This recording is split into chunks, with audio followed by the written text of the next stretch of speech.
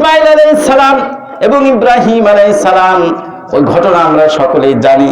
পৃথিবীর এরকম একটি ঘটনা ঘটে গিয়েছে, যে ঘটনা আর কিয়ামত পর্যন্ত কোনোদিনও কিন্তু ফিরে আসবে না।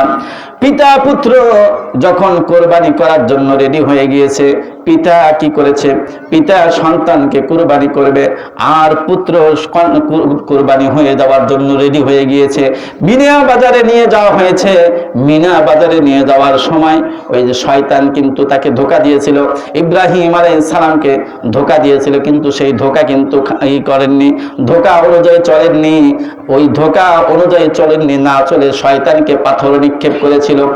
আজকেও হাজী সাহেবরা যারা হজ করতে যান, হাজী সাহেবরা আছেন যারা হজ করতে গিয়েছেন, ওই যে সেখানে কিন্তু মিনা বাজারে গিয়ে কি করতে হয়?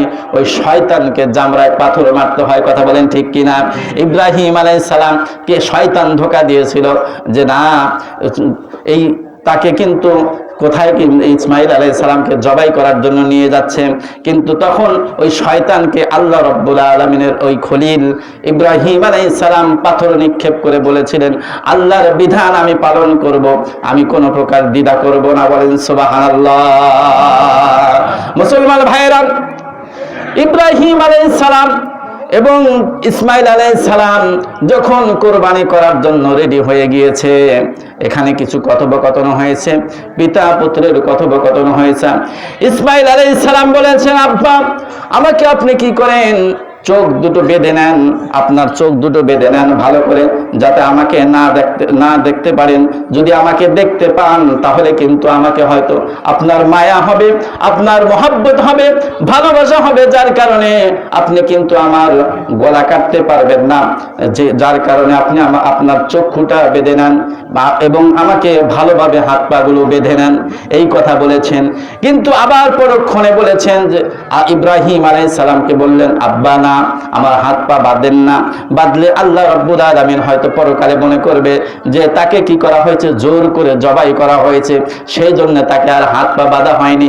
মুসলমান ভাইয়েরা, এই করুণ কাহিনী যখন ইব্রাহিম আলাইহিস সালাম নিজের সন্তান ইসমাইল আলাইহিস সালামকে কি করলেন, বললেন যে আমার ইসমাইল আলাইহিস সালাম বললেন, আমাকে আপনি উপর করে শোয়ায় দেন, উপর করে শোয়ায় দিয়ে ছুরি চালান, কেন মুখ যদি দেখতে পান তাহলে আপনার হয়তো মায়া হবে, ভালোবাসা হবে, যার কারণে হয়তো কুরবানি করতে পারবেন না। ইব্রাহিম আলাইহিস সালাম নিজের সন্তানকে উপর করে শুয়ে কি করলেন, তাকে ছুরি চালাইলেন। এদিকে আকাশের ফেরেশতারা আল্লাহু আকবার আল্লাহু আকবার বলে উঠেছে, সকলে বলেন আল্লাহু আকবার আল্লাহু আকবার, লা ইলাহা ইল্লাল্লাহু আল্লাহু আকবার আল্লাহু আকবার ওয়ালিল্লাহিল হামদ। আকাশের সকল ফেরেশতারা তারা আল্লাহু আকবার আল্লাহু আকবার বলে উঠেছে। ওই যে ইব্রাহিম আলাইহিস সালাম নিজের সন্তানের গলায় ছুরি চালাচ্ছেন, এই দৃশ্য দেখে সকল ফেরেশতারা কান্নায় অস্থির হয়ে যাচ্ছে। যেরকম ভাবে বিশ্বনবী মুহাম্মদ রাসূলুল্লাহ সাল্লাল্লাহু আলাইহি ওয়াসাল্লাম যখন তায়েফের ময়দানে গিয়েছিলেন, তায়েফের ময়দানে গেলে সেখানে কিন্তু তাকে রক্তাক্ত করা হয়েছিল। ওই সময় আকাশের ফেরেশতারা বলেছিল, পাহাড়ের ফেরেশতারা বলেছিল, ইয়া রাসূলুল্লাহ ইয়া হাবিবাল্লাহ, আপনি যদি আদেশ করেন তাহলে আপনার আদেশ অনুযায়ী আমি যারা আপনাকে কষ্ট দিয়েছে তাদেরকে এই দুই পাহাড়ের মাঝখানে ফেলে তাদেরকে নিশ্চন্ন করে দেই। এই যে সকল ফেরেশতা তখন কি করেছিল, কান্না করেছিল। ঠিক ইব্রাহিম আলাইহিস সালাম এবং ইসমাইল আলাইহিস সালাম যখন কি করলেন, দুইজনই যখন আল্লাহর রাহে কুরবানি হওয়ার জন্য রেডি হয়ে গিয়েছেন, ওই সময় পৃথিবীর সকল আসমানের সকল ফেরেশতারা কান্না করেছে। বলেন সুবহানাল্লাহ। মুসলমান ভাইয়েরা, আল্লাহ রাব্বুল আলামিন অন্তর দেখেন, অন্তরই হলো মূল। আল্লাহ রাব্বুল আলামিন তো কি দেখবেন না, বাহ্যিক দেখবেন না। পিতা পুত্র যেরকম এরকম ভাবে যখন কি করেছেন, যখন পিতা পুত্রের গলায় বারবার ছুরি চালাচ্ছেন কিন্তু একটা পশম কাটছেন না। সকলে বলেন আল্লাহু আকবার, আরো জোরে বলেন আল্লাহু আকবার। আল্লাহ রাব্বুল আলামিন অর্ডার করে দিয়েছেন ছুরি একটা পশম যেন না কাটে, ইসমাইলের যেন একটা পশম না কাটতে পারে। আল্লাহ রাব্বুল আলামিন ওই ছুরিকে কি করে দিয়েছেন, আদেশ দিয়ে দিয়েছেন একটা পশমের জন্য না কাটতে পারে, কিন্তু একটা পশমও কাটেনি। ইব্রাহিম আলাইহিস সালাম তার সন্তানের গলায় ছুরি চালাচ্ছে, কিন্তু আল্লাহ রাব্বুল আলামিন ওখানে নিষেধ করে দিয়েছেন। আল্লাহ রাব্বুল আলামিন ইব্রাহিম আলাইহিস সালামের যে পরীক্ষা নিয়েছিলেন, সেই পরীক্ষায় আল্লাহ রাব্বুল আলামিনের পরীক্ষায় ইব্রাহিম আলাইহিস সালাম এবং ইসমাঈল আলাইহিস সালাম পরীক্ষায় উত্তীর্ণ হয়েছে। বলেন সুবহানাল্লাহ। শুধু উত্তীর্ণ হয়নি, গোল্ডেন এ প্লাস পেয়ে পাস করেছেন। বলেন সুবহানাল্লাহ। সঙ্গে সঙ্গে আল্লাহ রাব্বুল আলামিন ডাক দিয়ে বললেন, ফালাম্মা আসলামা ওয়া তাল্লাহু লিল জাবিন ওয়া নাদাইনাহু আইয়া ইব্রাহিম ক্বাদ সাদ্দাকতার রুয়া ইন্না কাযালিকা নাজজিল মুহসিনিন। জোরে বলুন আল্লাহু আকবার। আরো জোরে বলুন আল্লাহু আকবার। আল্লাহ রাব্বুল আলামিন সঙ্গে সঙ্গে ডাক দিয়েছেন। যখন পিতা পুত্র যখন রেডি হয়ে গিয়েছে, সম্পূর্ণ প্রস্তুতি গ্রহণ করেছে, যেরকম এরকম ভাবে যখন জবাই করছে, আল্লাহ রাব্বুল আলামিন সঙ্গে সঙ্গে ডাক দিলেন। আল্লাহ রাব্বুল আলামিন সঙ্গে সঙ্গে ডাক দিলেন যে, হে আমার খলিল, হে আমার বন্ধু, তুমি তোমার পরীক্ষায় উত্তীর্ণ হয়েছো, তোমাকে আর সন্তান কুরবানি করতে হবে না। আল্লাহ রাব্বুল আলামিন সঙ্গে সঙ্গে ফেরেশতাকে অর্ডার করলেন, ফেরেশতাদেরকে অর্ডার করলেন, জিবরাইল আলাইহিস সালামকে অর্ডার করলেন। সঙ্গে সঙ্গে জিবরাইল আলাইহিস সালাম কি করলেন, জান্নাতি একটা দুম্বা নিয়ে এসে ইব্রাহিম আলাইহিস সালামের ছুরির নিচে দিলেন। বলেন সুবহানাল্লাহ। ইব্রাহিম আলাইহিস সালাম নিজের সন্তান ইসমাঈল আলাইহিস সালামকে কুরবানি না করে ওই যে জান্নাতি দুম্বা কুরবানি দিয়ে আল্লাহ রাব্বুল আলামিনের পরীক্ষায় উত্তীর্ণ হলেন। বলেন সুবহানাল্লাহ। মুসলমান ভাইয়েরা, সঙ্গে সঙ্গে ইব্রাহিম আলাইহিস সালাম চক্ষু খুললেন। চক্ষু খুলে দেখেন যে তার সন্তান পাশে দাঁড়িয়ে আছে, অথচ দুম্বা কুরবানি হয়ে গিয়েছে। বলেন আল্লাহু আকবার।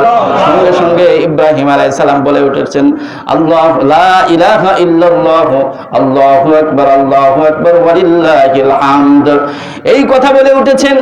তিনি বলেছেন লা ইলাহা ইল্লাল্লাহ। সঙ্গে সঙ্গে ইসমাঈল আলাইহিস সালাম বলে উঠেছেন লা ইলাহা ইল্লাল্লাহ, আল্লাহু আকবার, আল্লাহু আকবার ওয়া লিল্লাহিল হামদ। সকল প্রশংসা আল্লাহ রাব্বুল আলামিনের জন্য। এই তাকবীর বলে উঠেছেন। মুসলমান ভাইয়েরা, তাহলে বোঝা গেল কুরবানির মূল শিক্ষা হলো আল্লাহ রাব্বুল আলামিন অন্তর দেখেন। আল্লাহ রাব্বুল আলামিন যদি সেদিন কি করতেন, ইসমাঈল আলাইহিস সালাম যদি জবাই হয়ে যেত, তাহলে কিন্তু আজকেও কিন্তু আমাদেরকে এই কাজ করতে হতো। কথা বলেন ঠিক কিনা? যদি সেদিন ইসমাঈল আলাইহিস সালাম যদি জবাই হয়ে যেত, তাহলে কিন্তু আজকেও আমরা তারই আদর্শ যদি ফলো করতাম, তাহলে কিন্তু আজকেও কিন্তু মানুষকেই কুরবানি দেওয়া হতো। কথা বলে ঠিক কিনা? কিন্তু দেখেন আল্লাহ রাব্বুল আলামিন অন্তর দেখেন, তিনি তার সন্তানের যে ভালোবাসা, সেই ভালোবাসাকে বিসর্জন দিয়ে আল্লাহ রাব্বুল আলামিনের ভালোবাসাকে বিজয় লাভ করেছেন। বলেন সুবহানাল্লাহ। তাহলে আমাদেরকেও সেই একই কাজ করতে হবে। আমাদের সম্পদের প্রতি যে ভালোবাসা রয়েছে, আমাদের যে পশুর প্রতি যে ভালোবাসা, সেই ভালোবাসাকে বিসর্জন দিয়ে আল্লাহর ভালোবাসাকে বিজয় করতে হবে। কথা বলেন ঠিক কিনা? মুসলমান ভাইয়েরা, সেই জন্যই তো আল্লাহ রাব্বুল আলামিন বলেছেন লা ইয়ানালাল্লাহু লুহুমুহা ওয়ালা দিমাউহা ওয়ালাকিন ইয়ানালুহুত তাকওয়া মিনকুম কাযালিকা সাখখারাহা লাকুম লিতুকাব্বিরুল্লাহা আলা মা হাদাকুম ওয়া বাশশিরিল মুহসিনিন। জোরে বলুন আল্লাহু আকবার। আরো জোরে বলুন আল্লাহু আকবার। আল্লাহ রাব্বুল আলামিন বলেছেন, তোমরা যে কুরবানি করো, এই কুরবানিকৃত পশুর রক্ত মাংস আল্লাহর কাছে পৌঁছে না, একমাত্র পৌঁছে তোমাদের তাকওয়া। বলেন সুবহানাল্লাহ। তোমাদের তাকওয়া, তোমাদের আন্তরিকতাই আল্লাহ রাব্বুল আলামিনের কাছে পৌঁছে। আল্লাহ রাব্বুল আলামিনের কাছে কুরবানিকৃত পশুর রক্ত মাংস কিছুই পৌঁছে না। বলেন সুবহানাল্লাহ। কুরবানিকৃত পশুর কিন্তু রক্ত মাংস এগুলো আল্লাহর কাছে পৌঁছে না। মাংস তথা গোশত কিন্তু আমরাই খাবো, কথা বলেন ঠিক কিনা? এটা আল্লাহ রাব্বুল আলামিন উম্মতে মুহাম্মাদিকে একটা বিশেষ একটা কি দিয়েছেন, সুযোগ দিয়েছেন যে আমরা কোরবানি করলাম আল্লাহর নামে, কোরবানি করলাম আল্লাহর নামে, আর গোশত খাবো আমরা, কথা বলেন ঠিক কিনা? এটা বিশাল বড় একটা নিয়ামত না? অবশ্যই কিন্তু একটা নিয়ামত। সেই নিয়ামত আমাদেরকে কি করতে হবে? সেই নিয়ামতের শুকরিয়া আদায় করতে হবে।